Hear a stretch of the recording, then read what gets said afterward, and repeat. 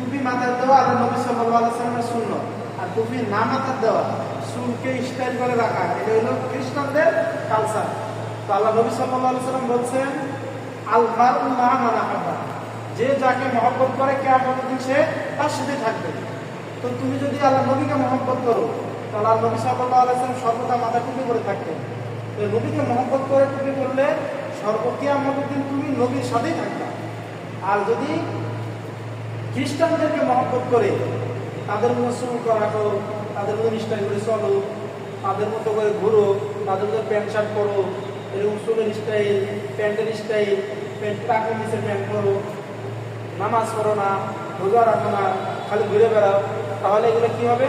তোমরা কিয়ামতের দিন খ্রিস্টানদের সাথে উঠবা, খ্রিস্টানদের সাথে জাহান্নামে যাবে। কথা বুঝছো? তার মানে কি দাঁড়ালো? তোমাদেরকে বোঝাইতেছি যে এটাই, যে তোমরা আল্লাহ নবী সাল্লাল্লাহু আলাইহি ওয়াসাল্লামের সুন্নাত মানবা, সর্বদা সুন্নতের উপর চলবা।